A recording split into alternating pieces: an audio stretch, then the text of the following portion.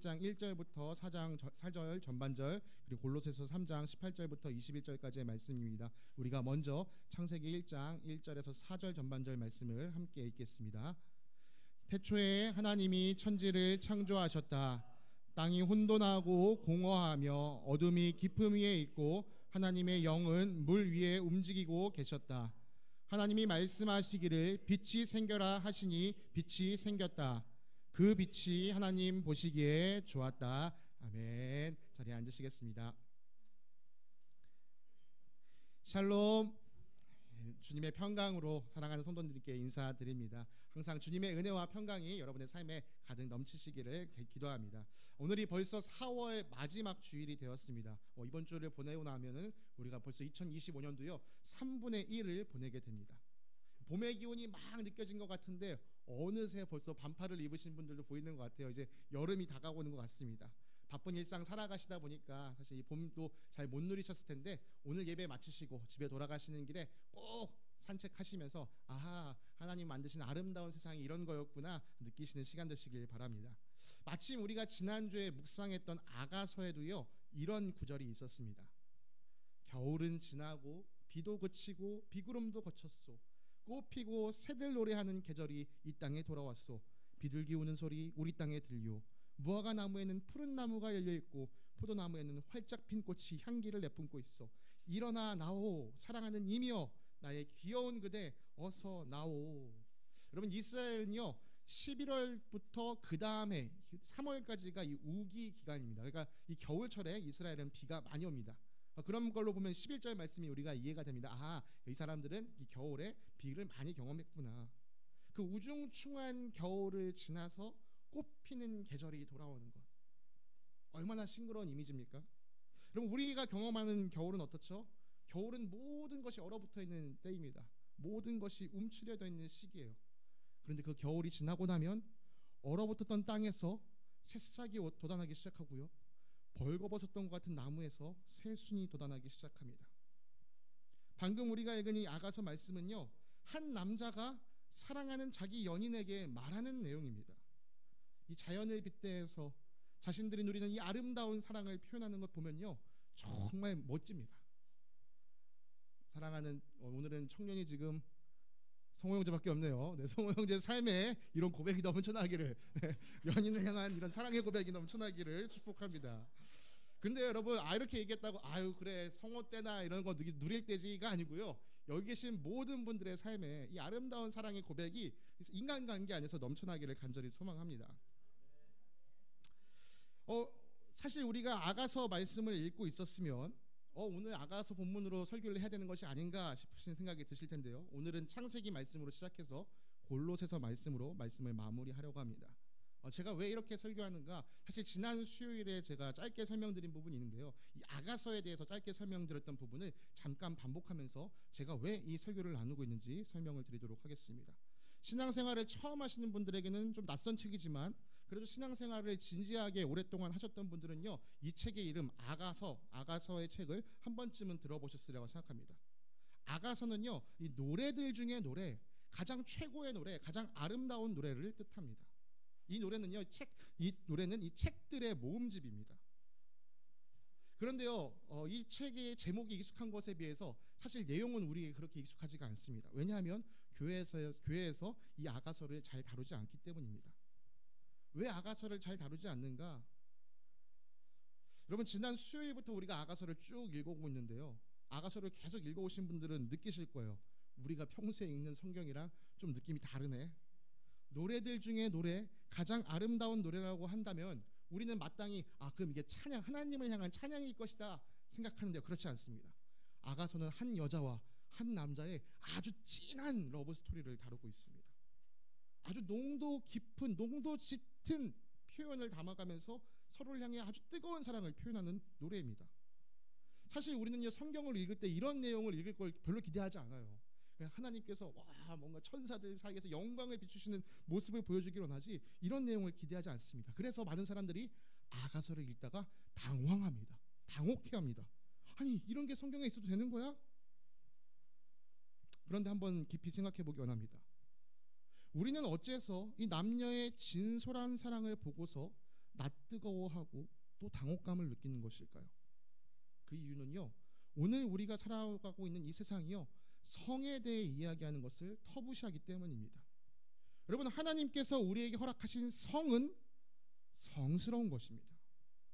그런데 오늘날 우리는요, 성을 어떻게 여기죠? 부끄러운 것, 감추어야 할 것으로 여깁니다. 그러나 태초에 하나님께서 성을 만드실 때는 그렇게 만들지 않으셨습니다. 여러분, 에덴 동산에서 있었던 아담과 하와를 생각해 보시기 바랍니다. 그들은 둘 다 벌거벗고 있었지만 부끄러워하지 않았습니다. 그런데 이들이 언제부터 자신의 벗은 것을 부끄러워하기 시작합니까? 하나님의 말씀을 어기고 선과 악을 알게 하는 나무 열매를 먹고 난 뒤에 그들은 자신들이 벗었다는 것을 알았고 부끄러워하면서 서로를 가렸습니다. 자신을 막 가리기 시작했어요. 자신이 벗은 것에 대해서 상대방에게 부끄러워할 뿐만 아니라 하나님 앞에 서는 것조차 두려워했습니다. 여러분, 정리해 보겠습니다.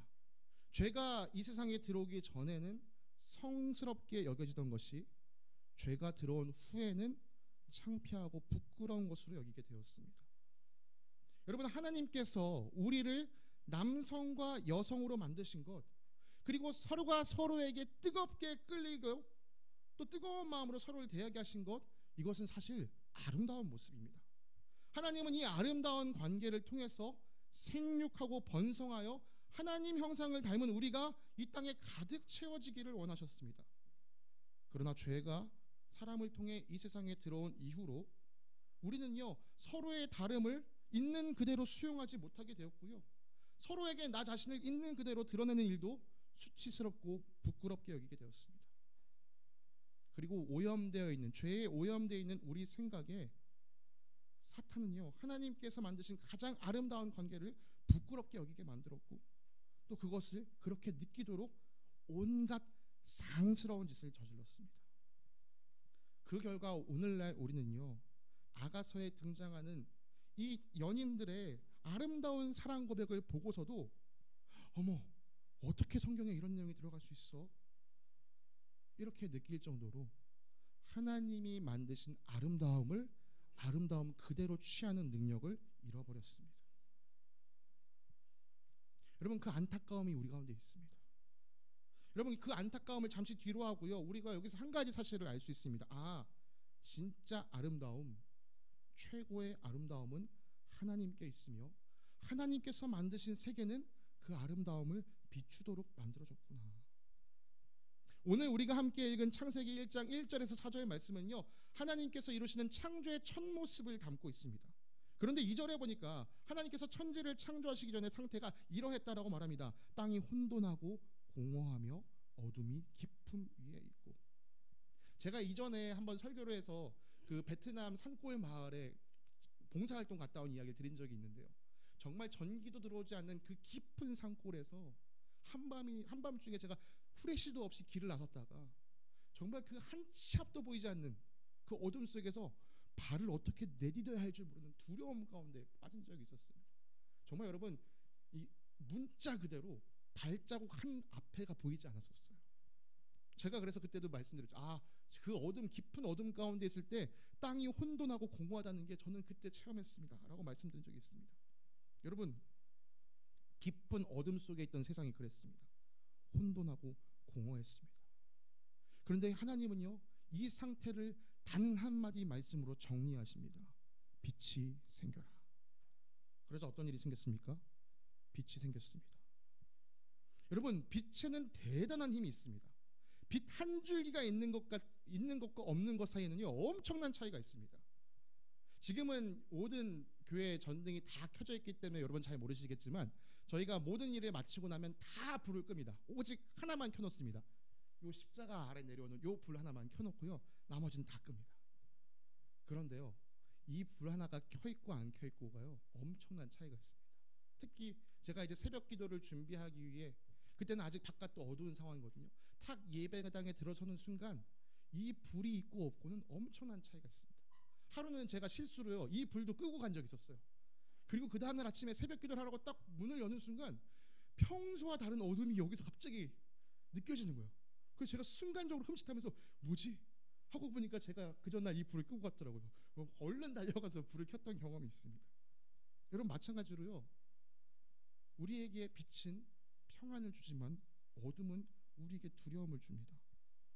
여러분, 앞서서 제가 말씀드리기로 하나님께서 만드신 모습에 진정한 아름다움이 있다, 하나님께서 태초에 만든 것이 아름다운 모습이다라고 말씀드렸습니다. 그것을 오늘 본문 2절을 참고해서 이렇게 정리해서 말씀드릴 수 있습니다. 아름다움이란 것은 어둠에서 빛으로, 혼돈에서 질서로, 공허에서 풍성함으로 변화하는 것이 아름다워지는 것입니다. 하나님 말씀대로 빛이 이 세상에 생겼을 때 하나님은 그 빛을 보고서 말씀하셨습니다. 참 좋다. 참 좋다. 여러분, 이 변화가 여러분 안에도 있었다라는 사실 여러분 아십니까? 여러분, 언제 우리가 이런 변화를 겪죠? 예수님을 만났을 때 우리 안에 이런 변화가 있었습니다. 어둠 가운데 있던 우리 가운데 빛이 들어오고, 혼란스러웠던 우리 안에 하나님의 질서가 세워지고, 공허했던 우리 안에 생명의 풍성함이 채워질 때, 예수님을 만날 때 우리가 이 일을 경험했습니다. 그래서 예수님을 만날 때 하나님이 우리를 보고 뭐라고 말씀하셨을까요? 참 좋다. 예수님의 만남으로 하나님께서 이루셨던 창조가 우리 안에서 회복되는 것이죠. 그런 점에서요, 우리가 앞으로 3일간 더 아가서를 묵상하게 될 텐데, 아가서를 묵상하는 동안에는 우리가 잃어버렸던, 잊고 살았던 그 태초의 아름다움을 다시금 기억하는 시간 되기 원합니다. 우리는 이 아가서를 통해서요, 하나님께서 만든 세상 안에서 무엇이 아름다운 것인가를 더 깊이 생각해야 할 것입니다. 남자와 여자가 나누는 이 아름다운 사랑, 하나님의 창조 섭리 질서 안에 있는 그것은 정말 아름다운 것입니다. 그런데 앞서 말씀드린 것처럼 사탄은 계속해서 우리에게 이 아름다움을 보지 못하게 방해할 것이고, 더 나아가서 하나님의 질서를 파괴하여서 질서가 아닌 것을 아름답다라고 여기게 강요합니다.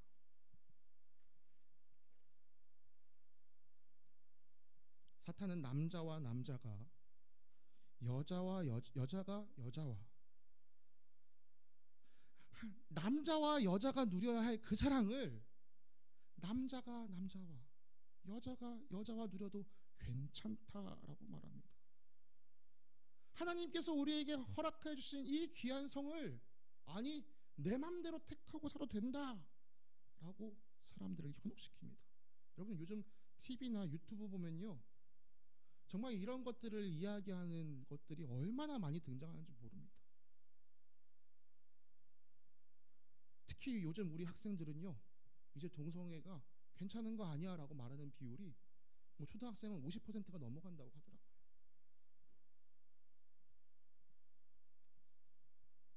여러분, 질서를 벗어나는 것은 아름다운 것이 아닙니다.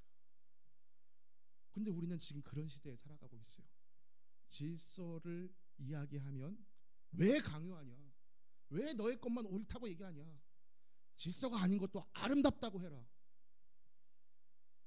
여러분, 우리는 이 혼란한 세상 가운데서 하나님께서 만드신 아름다움이 무엇인지를 기억하고 또 말할 수 있어야 합니다. 여러분, 다시 한번 말씀드립니다. 질서가 아름답습니다. 요한은 자신이 쓴 편지에서요, 하나님을 빛이라고 이야기했습니다. 또한 그가 쓴 복음서에서 예수님을 빛으로 소개하기도 했습니다. 그리고 요한은 이 빛이신 예수님을 싫어하는 사람들에서 대해서 이렇게 이야기했습니다. 악한 일을 저지르는 사람은 누구나 빛을 미워하며 빛으로 나오지 않는다. 그것은 자기 행위가 드러날까 보아 두려워하기 때문이다. 여러분요, 이 악한 일을 저지르는 사람들은요, 캄캄한 지하실에서 갑자기 우리가 불을 탁 켰을 때 그 어둠 속에 숨어있던 바퀴벌레가 도망가는 것처럼 빛이신 하나님 앞에 나오는 것을 두려워하고 도망갑니다. 그럼 방금 도망가던 벌레들 질서가 있어 보였나요? 지 맘대로 도망가죠. 여러분, 그러므로 악한 일을 하는 사람들은요, 이렇게도 표현할 수 있습니다. 질서를 벗어나서 혼돈 가운데 사는 사람들. 여러분, 이 사람들은요 빛으로 나아가지 않습니다. 그러면 어떤 사람이 빛을 좋아할까요? 어떤 사람이 빛 앞으로 나아가려 할까요? 요한은 이렇게 이야기합니다. 숨길 필요가 없는 사람들, 진리를 행하는 사람들, 그들이 빛으로 나온다. 여러분, 요한은 진리를 행한다라는 것을 이렇게 다시금 표현합니다. 자기 행위가 하나님 안에서 이루어진 사람들. 진리를 행한다는 건 곧 하나님 안에서 자기 삶을 이루어가는, 질서를 세워가는 사람들을 이야기하는 것입니다. 진리를 행하는 사람은 하나님의 창조 질서를 따라가는 사람입니다. 그래서 저는요 이것을 또 진리를 행하는 사람을 이렇게 바꿔 말할 수 있다고 생각합니다. 하나님께 온전한 순종을 보이신 예수님을 따라가는 사람들. 예수님께서는 이렇게 말씀하십니다. 나는 세상의 빛이다. 나를 따르는 사람은 어둠 속에 다니지 아니하고 생명의 빛을 얻을 것이다. 네, 여러분, 우리가 예수님을 따라 살 때 우리는 어둠 가운데 헤매지 않습니다. 그리고 하나님께서 우리 안에 주시는 생명의 빛이 우리 안에 있습니다.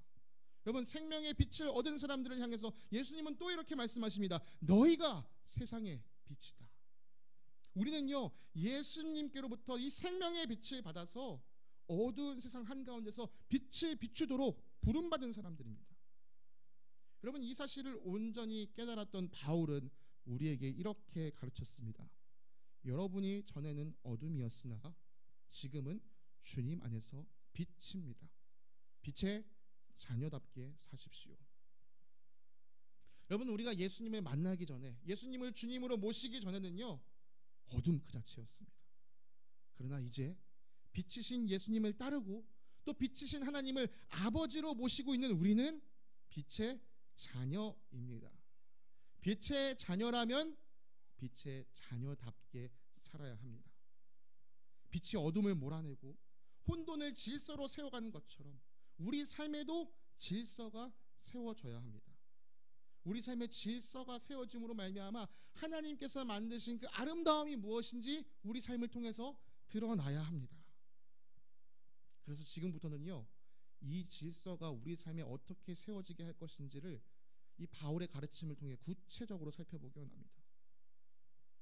빛의 자녀답게 사십시오라고 에베소서 5장에서 말했던 이 바울이요 5장 말미와 그리고 6장에 넘어가서 계속해서 빛의 자녀답게 사는 게 무엇인지를 설명해 줍니다. 근데 그걸 다 살피려면 벌써 설교 중반이 지났기 때문에 너무 시간이 바쁘고요.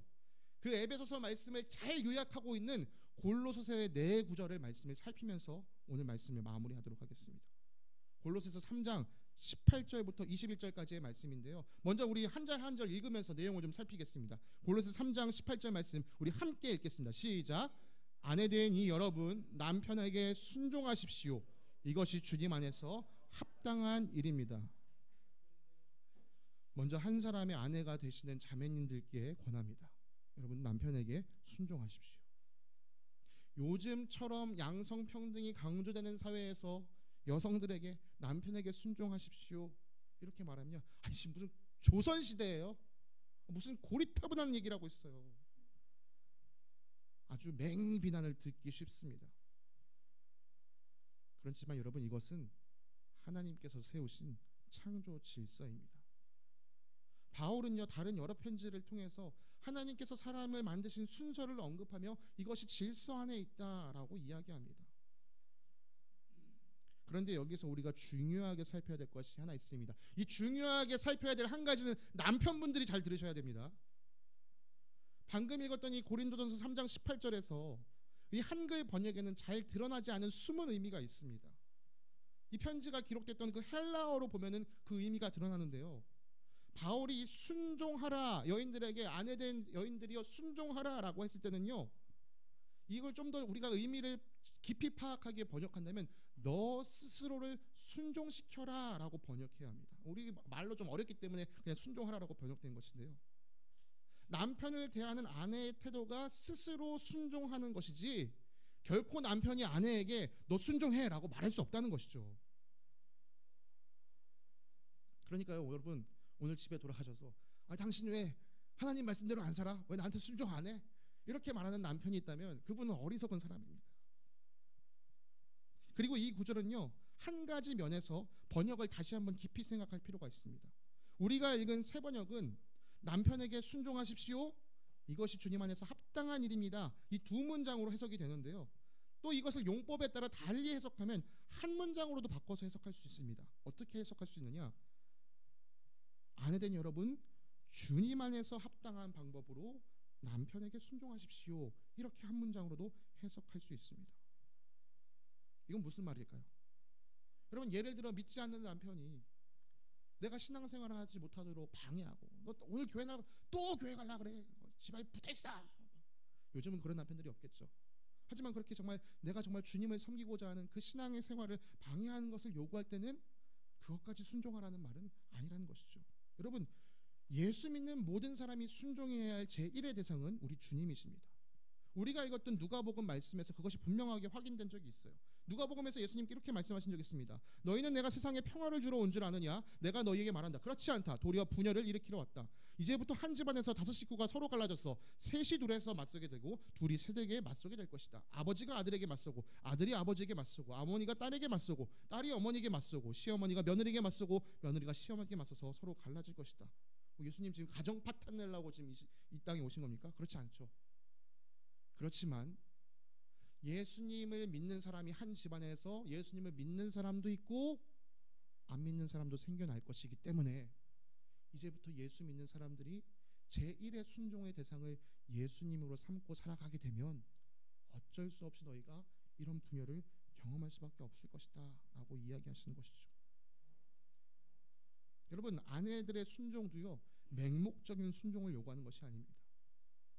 주님 안에서 합당한 방법대로, 이 남편이 예수님께 순종하는, 예수님께 온전한 순종을 보이면서 나에게 이렇게 얘기하는구나, 여러분, 그런 것들에 순종하라는 이야기죠. 이 자리에 계신 자매님들, 특별히 아내로서 살아가시는 분들이 이런 아름다운 순종을 보이시는 여러분들 되시길 간절히 소망합니다. 다음 19절 말씀을 함께 읽겠습니다. 시작. 남편 된 이 여러분, 아내를 사랑하십시오. 아내를 모질게 대하지 마십시오.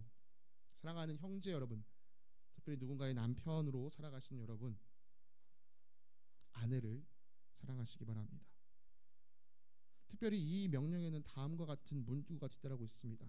아내를 모질게 대하지 마십시오. 베드로도요, 같은 맥락에서 우리에게 이렇게 가르칩니다. 남편 된 이 여러분, 이와 같이 여러분도 아내가 여성으로서 자기보다 연약한 그릇임을 이해하고 함께 살아야 합니다. 사랑하는 형제님들, 여성은요, 남성보다 감수성이 뛰어납니다. 아무리 무뚝뚝한 여인이라 할지라도 매우 섬세한 남자보다 더 뛰어난 섬세함을 가진 것이 여성이라는 존재입니다. 제가 좀 더 이해하기 쉽게 비유를 드려볼까요?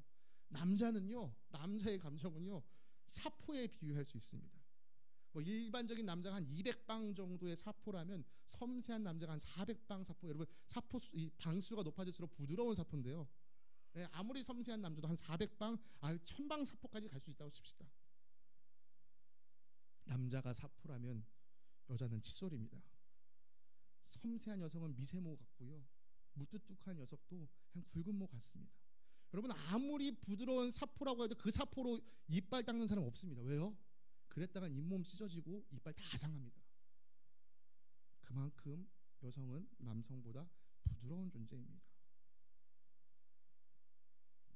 그러니 베드로의 가르침처럼 나와 함께하는 아내를 깨지기 쉬운 그릇이라고 생각하면서 또 조심스럽게 대해야 합니다. 여러분, 특별히 말에 있어서 조심해야 합니다. 남편들이 던진, 무심코 던진 그 한마디에요, 아내의 마음이 깨집니다. 여러분, 아내를 살리는 말을 합시다. 말로만 하지 말고 행동으로도 살리는 행동을 합시다. 사실 제가 지금 오늘 설교를 하면서 여기다 거울을 갖다 놓고 있는데요, 이 이야기는 저한테 하려고 지금 거울을 갖다 놓고 하고 있습니다. 계속해서 20절 말씀을 살필 텐데요, 우리 다음 세대 친구들 지금 어디 있습니까?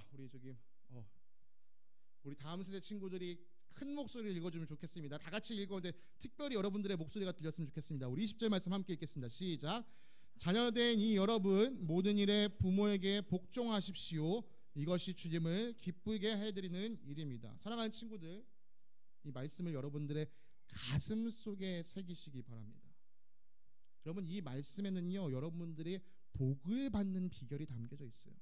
하나님께서 이스라엘 백성을 이집트에서 구출하시고 자기 백성으로 삼기 위해서 그들에게 법을 세워주셨습니다. 특별히 그들이 꼭 기억하고 지켜야 할 법으로 10계명을 주셨어요. 그 10계명 중에 5번째 계명, 내 부모를 공경하라 라고 하신 그 말씀에는요, 특별 조항이 달려 있습니다. 다른 10계명에는 그런 특별 조항이 없는데 여기에는 특별 조항이 있어요. 내 부모를 공경하라. 그러면 내가 오래 살고 복을 누리게 될 것이다. 사랑하는 친구들, 하나님의 복 받는 제일 쉬운 비결이 뭐냐? 부모님 공경하고 부모님께 순종하는 것입니다.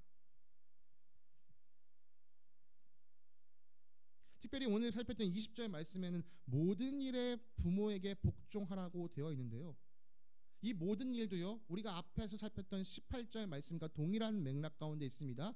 주님을 기쁘게 해드리는 모든 일에 부모에게 복종하라는 이야기입니다. 그러니까 만약에 사실 여기에 계신 부모님들이 여러분에게 그럴 일은 없다라고 생각하지만, 만에 하나라도 우리 엄마 아빠가 나 예수님 믿는 거 방해하고 교회 가는 거 방해하고 그런다고 한다면 여러분이 여러분의 믿음을 잘 지킬 필요가 있습니다. 그러나 여기 자리에 있는 우리 친구들이 그런 어려움을 겪을 거라고는 생각하지 않아요. 그렇지만 만약이라도 그런 일이 있었다면 여러분 공손하게 부모님을 대하면서 살아가야 합니다. 여러분, 엄마가 막 교회 가자면 막 그러다 막 성질 내거나 막 대들거나 그렇게 해서는 안 되고요. 그럴 때라도 공손한 태도를 가지고 나아가야 합니다. 그리고 우리 친구들이요, 정말 이 엄마 아빠가 나에게 해주는 말이 하나님께서 기뻐하시는 일일까? 여러분들이 분별하려면 어떻게 해야 돼요? 평소에 말씀과 기도 안에 여러분들이 거하고 있어야 됩니다. 여러분들이 스스로 말씀을 읽고 기도하는 훈련을 해야 돼요. 말씀도 안 읽고 기도도 안 하면서 아니 엄마가 하는 말은 하나님께서 기뻐하시는 일이 아니야, 이렇게 말하면 한 대 맞을 거 2대 맞는 겁니다. 여러분들 꼭 기억하시면서 말씀과 기도로 하나님의 기뻐하신 뜻이 무엇인지 분별하는 가운데 하나님께 순종하는 마음으로 부모님께 순종하는 여러분들 되시기 바랍니다.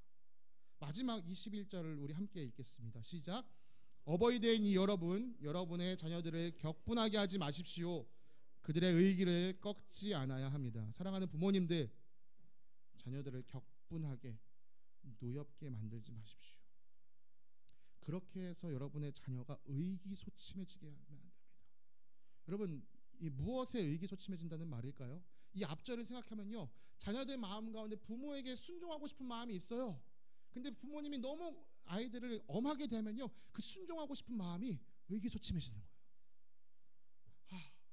여러분들, 사실 여러분들 부모님이 되신 여러분들 어릴 때 다 경험해보지 않으셨나요? 나 이제부터 공부해야지, 숙제해야지. 그런데 엄마가 갑자기 방문 탁 밀고 들어서 너 왜 아직까지 놀고 있어? 당장 숙제 안 해? 그럼 숙제하고 싶은 마음이 생깁니까? 숙제해야지 하다가도 그 마음이 의기소침해지죠. 마찬가지예요. 내가 부모에게 순종하고 싶은 마음이 있었는데 부모님이 나를 너무 엄하게 대할 때 그 마음이 꺾입니다.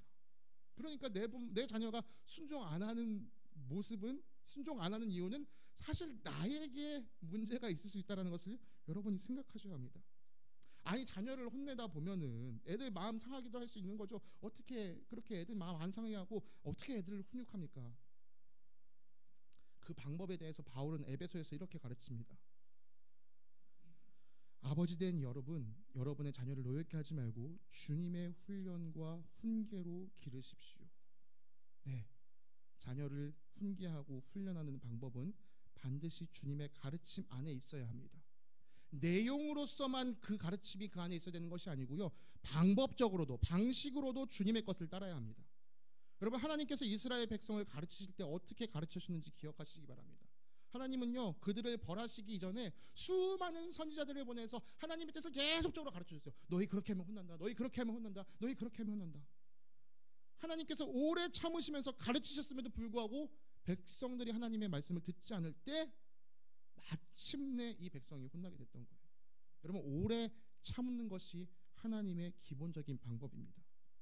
자녀를 대할 때 오래 참음이 없으면 자녀를 격분하게 만들기 쉽습니다. 여러분 들으셨겠지만 요즘 하늘이가 때가 심해졌습니다. 계속해서 저기도 자기 마음대로 안 되니까 계속 찡찡찡 대죠. 저희 부부도요, 오래 참음을 배워가는 시기 가운데 있습니다. 물론 아직 하늘의 때가 절정에 다다르지 않았다는 것을 알고 있습니다. 저희 부부가 하나님께 구합니다. 하나님, 날이 갈수록 우리의 오래 참음도 커질 수 있도록 도와주십시오. 주님, 우리의 오래 참음이 주님 닮게 해주십시오. 여러분, 여러분의 삶을 되돌아보시기 바랍니다. 주님께서 나에게 얼마나 오래 참아 주셨는가, 그 마음을 가지고 자녀들을 대해 주시면 감사하겠습니다. 말씀을 마무리하겠습니다. 빛은 어둠을 물리칩니다. 어둠 속에 숨겨져 있던 혼돈을 들춰내고 그것을 질서 정연하게 정리해 줍니다. 하나님의 창조 원리를 따라서 질서가 잡히면 그 안에는 참된 아름다움, 최고의 아름다움이 드러납니다. 아가서가 그리는 남자와 여자의 관계가 그러하고, 그렇게 하나된 하나님이 만드신 그 사랑 안에서 하나된 남자와 여자가 이루어가는 가정이 그러합니다. 여러분, 하나님께서 만들어주신 최고의 아름다움을 우리 삶에 세워가기 원합니다. 만약 나의 삶에서, 인간관계 안에서, 가족관계 안에서 아름다움이 느껴지지 않는다면요, 아유, 그거는 하나님의 질서를 따르지 않는 너 때문이야, 손가락질하지 마시고, 행여나 내가 하나님의 질서를 잘 따르지 않고 있나, 나 스스로를 돌아보시기 바랍니다. 여러분, 아까 말씀드린 것처럼 골로새서의 말씀은 상대방을 정죄하라고, 상대방을 심판하라고 주신 말씀이 아닙니다. 그 말씀에서 나를 돌아보라고 주신 말씀이시죠. 만약에 마지막 날에 하나님 앞에 제가 서게 됐을 때 하나님께서 저에게요, 준호야, 너 왜 너의 아내의 은희를 제대로 사랑하지 않았니? 라고 물으실 때 제가, 아니 하나님, 은희가 저에게 순종하지 않았어요 라고 제가 변명할 수가 없다는 것이죠. 아내의 순종은 아내에게 하나님께서 물으실 것입니다. 하나님께서 제게 물으시는 것은 아내를 사랑했느냐, 그것 하나뿐이지요. 사랑하는 성도 여러분, 빛의 자녀 되신 여러분, 빛의 자녀들답게 하나님의 질서를 세워가시기 바랍니다. 예수 그리스도를 따라가는 것, 그것으로 우리 삶의 질서를 세울 수 있게 될 줄 믿습니다. 예수님 닮는, 하나님께서 만드신 창조의 그 아름다운 첫 모습을 회복하며 살아가는 저와 여러분 되시기를 간절히 소망합니다. 함께 기도하겠습니다. 사랑과 은혜가 풍성하신 하나님 아버지, 감사합니다. 아버지, 아가서 말씀을 묵상하면서 하나님께서 태초에 만드신 아름다움이 무엇인지를 깊이 생각하며 그 태초의 아름다움에서 한참 멀어져 있는 우리 자신을 생각합니다. 주님, 우리가 다시금 그 태초의 아름다움을 회복할 수 있도록 예수 그리스도께서 우리의 모든 죄를 감당하시고 우리의 옛것을 짊어지고 가시고 우리에게 새로운 것을 세워주시는 줄 믿습니다. 주님, 지나간 옛것 가운데 여전히 머무르는 자들 되지 않게 하시고 주님께서 세워주시는 그 새 창조의 질서 안에서 살아가는 저희들 되게 하여 주시옵소서. 특별히 가정 안에서 주님이 세우신 질서를 따라 살아가는 우리들 되게 원합니다. 많은 가정이 주님 아픔 가운데 있습니다. 많은 가정이 힘든 상황 가운데 있습니다. 주님, 주님의 말씀 따라 살아가며 우리 가정의 아름다움이, 주님이 주시는 평안이 세워질 수 있도록 주님, 나를 다스려 주시고 나를 통하여 우리 가정 가운데 일하여 주시옵소서. 우리에게 놀라운 은혜를 베풀어 주실 줄 믿고 감사드리며 거룩하신 우리 주 예수 그리스도의 이름으로 기도드립니다. 아멘.